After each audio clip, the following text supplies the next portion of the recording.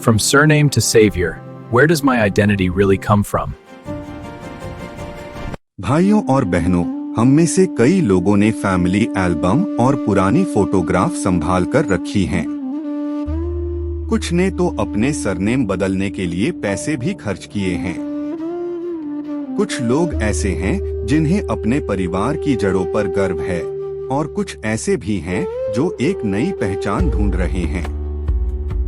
हमारे कल्चर में सरनेम सिर्फ एक नाम नहीं है, यह जाति, इलाके और गर्व की कहानी है।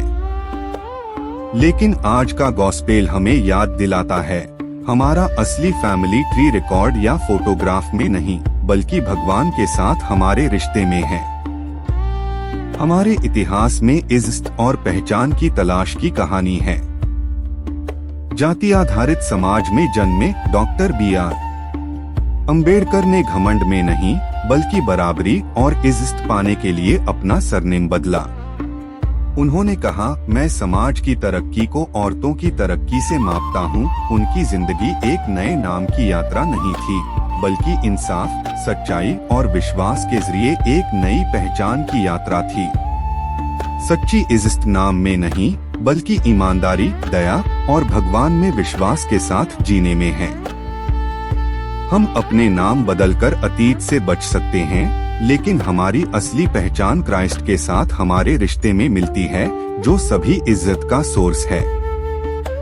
आज का गॉस्पेल यीशु की वंशावली से शुरू होता है। यीशु मसीह की वंशावली, दाऊद का बेटा, अब्राहम का बेटा, मैथ्यू 1। यह सिर्फ नामों की लिस्ट नहीं है, बल्कि परमेश्वर की वफादारी की कहानी है। अब्राहम और दाऊद से किए गए परमेश्वर के वादे यीशु में पूरे होते हैं। वह मसीहा, बचाने वाला और दाऊद की राजगद्दी का वारिस है। वंशावली दिखाती है कि परमेश्वर का प्लान पीढ़ियों से आगे बढ़ रहा है और मसीह में पूरा हो रहा है।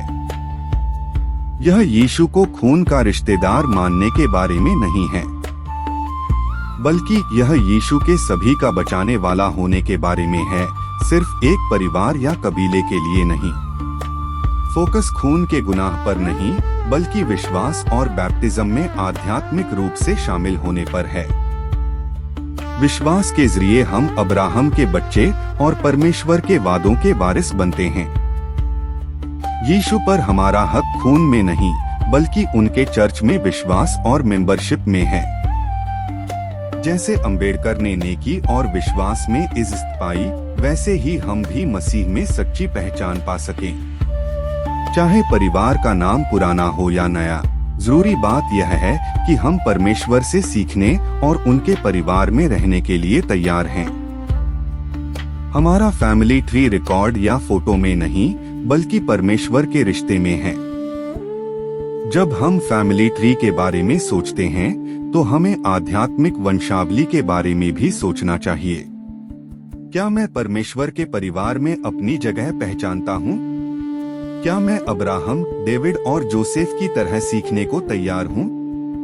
हमारी जिंदगी कृपा की जीती जागती वंशावली बने, एक गवाही की जिन्हें सिखाया जाता है वे स्वर्ग के राज्य के वारिस होंगे। प्रार्थना। पवित्र आत्मा, हमारे दिलों को नम्र करें। अपने वचन और सुधार के लिए हमारी आंखें और कान खोलें। हमारी जिंदगी कृपा की जीती जागती वंशावली बने। आमीन। If this reflection helped you, share it and stay with us for the next echo of His Word.